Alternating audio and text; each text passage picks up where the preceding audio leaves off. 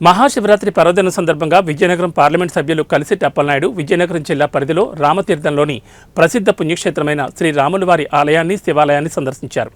అక్కడ భక్తులు సౌకర్యార్థం చేసిన దర్శన ఏర్పాట్లను పర్యవేక్షించి భక్తులకు ఎటువంటి అసౌకర్యం కలగకుండా ఉండేందుకు తగిన సలహాలు సూచనలు ఇచ్చారు.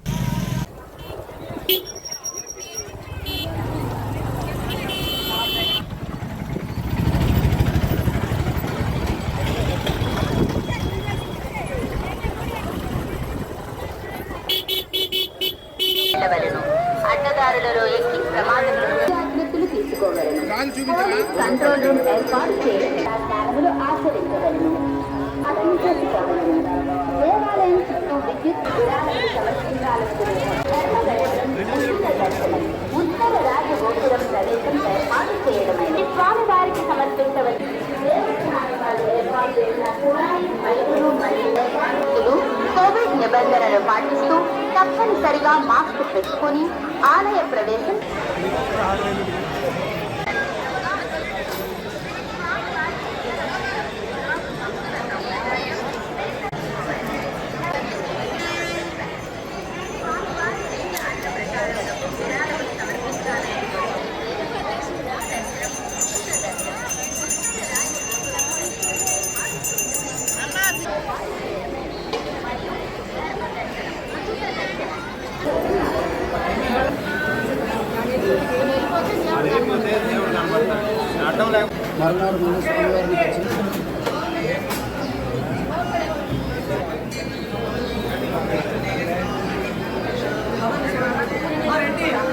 ఈరోజు మహాశివరాత్రి పర్వదినం రాములవారిని దర్శనం చేసుకోవడం వారి ఆశీస్సులతో ఈరోజు సంవత్సరంతో మంచి ప్రధానికానికి రాష్ట్ర ప్రధానికానికి తెలుగుతారని దేశంలో ప్రధాని అందరూ కూడా ఆశీస్సు ఉండాలని ప్రజాప్రభుత్వం ఏర్పాటు మా ఆశీస్సుతో ఏర్పాటైందంటే మన ఆశీస్సులు నిండుగా ఉండాలి రాష్ట్రం ఈరోజు సోమవారం ఆశ్రమం తీసుకున్నాం. అలాగే రామతీర్థం ఇప్పుడు కూడా పండుగ వాతావరణం దీనిని కూడా భక్తులు చాలామంది వచ్చి సోమవారం ఆశ్రమం తీసుకున్నారు. మల్లికార్జున శర్మ ఆలయ ఉపప్రధాన రామస్వామి వారి దేవస్థానం. ఓం నమః శివాయ, హర మహాదేవ, శంకర.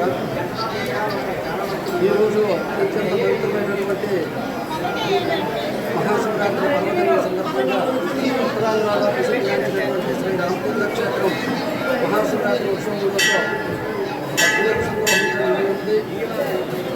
ఈ మహాశివరాత్రి ఉత్సవంలో సుమారు 500 సంవత్సరాల నుండి కూడా ఇక్కడ విశేషంగా జరగడం ఈ ఉత్తరాంధ్ర యావత్ రాష్ట్రం కూడా చెప్పుకోదగినటువంటి ఉత్సవంగా భావిస్తున్నాం.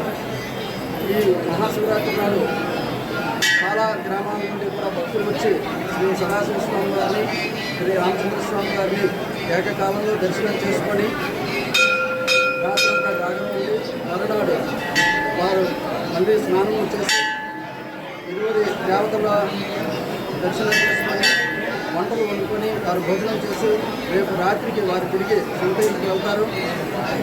ఈ రామతీర్థ క్షేత్రానికి మహాశివరాత్రి ఉత్సవం శివకేశ్వరులకు భేదం లేకుండా నడుస్తున్నటువంటి ఏకైక క్షేత్రంగా పిలువబడుతుంది.